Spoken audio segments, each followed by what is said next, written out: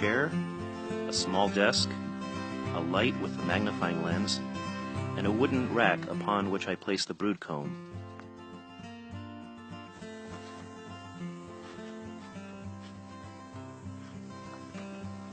On the day that we're scheduled to graft, I go into the breeder colony and select a brood comb with larvae of the proper age.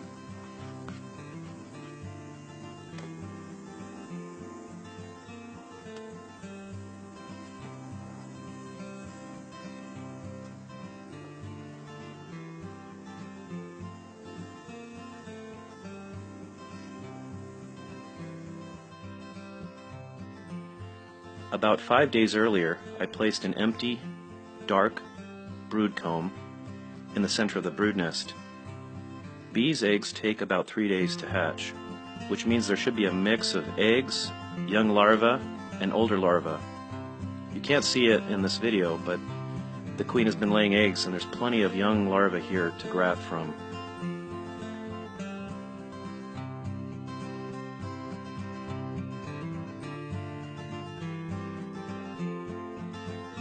Let's take a look at one of the other combs.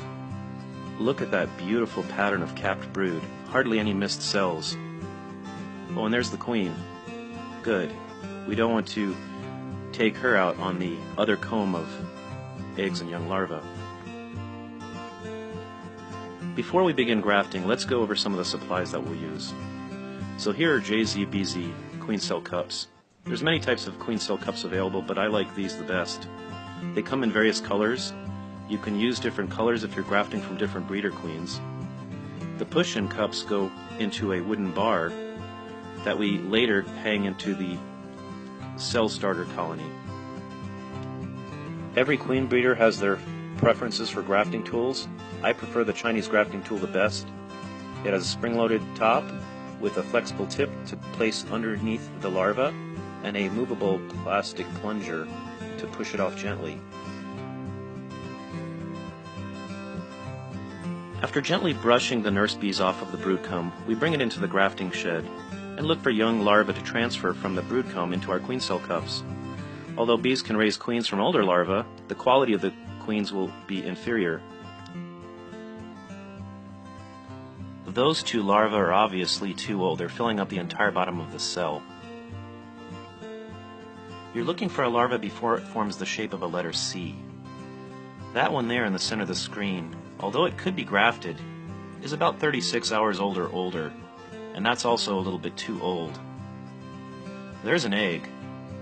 I usually find the larva of the proper age right where the eggs are beginning to hatch.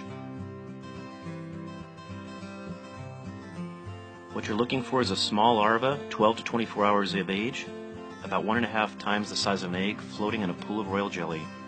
There it is. See how it's more of a shape of a comma rather than a letter C? That's exactly what you want. It's best to go straight down, push the flexible portion of the grafting tool underneath the larva, pulling her out without touching the sides, and with a small portion of royal jelly.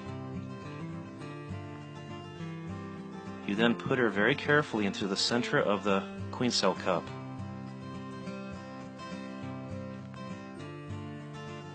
About 24 to 48 hours before grafting day, I make up the cell starter. It's a hive into which I shook young nurse bees without any young larvae or eggs. These bees are definitely queenless. Can you hear them buzzing and whirring like that? They're ready to make queens. All we have to do is add the grafted queen cells.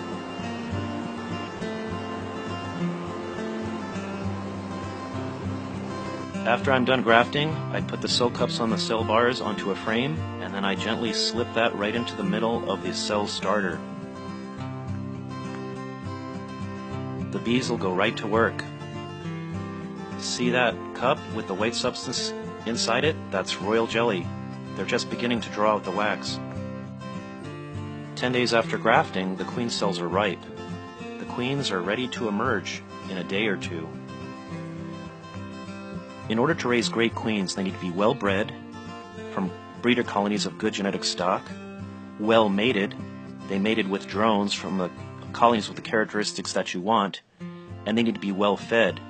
Even though this queen has pupated, there's still plenty of royal jelly left within the cup, and that's exactly what you want to see.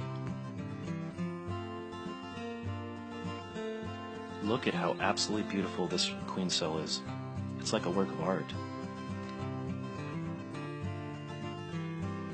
The day before the queen cells are ready to emerge, we put them into mating nucleus hives, which we call mating nukes for short. These are set out in our mating yard among the ponderosa pine trees. The entrances face in different directions so the young queens can more easily find their way back and not get confused. We have to put each queen into a separate colony, otherwise they'll fight. I also use queen castles. These are hives with dividers that allow us to mate up to 4 young queens in one hive. There are 2 combs in each section with a divider, keeping the bees apart. Each queen castle has an entrance, facing in a different direction, making it easier for the young queen to find her way back. We take the ready-to-emerge queen cells and put them either on the face of the comb, earlier in the year when it's more cold, so the bees can keep it warm, or later in the season we put it right between the top bars of the frames.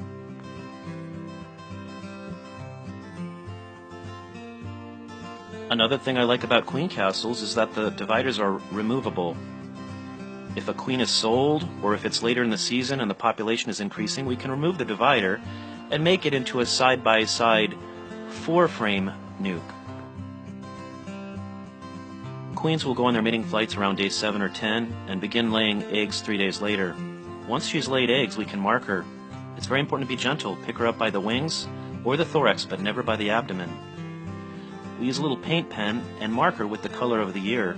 Every year has a different color. We give it a few seconds for the paint to dry, and then we put her back in the hive. We like for our queens to lay for at least 21 to 28 days to assure that they're of high quality. But once an order comes in for the queen, we need to cage her for the beekeeper. Again, pick her up by the wings and put her head first. Whoops! She didn't really want to go in there. Put her head first into the queen cage. We then carefully pick up nurse bees, again by the wings, and put about 5 to 7 nurse bees to care for and feed the queen while she's en route to her new home.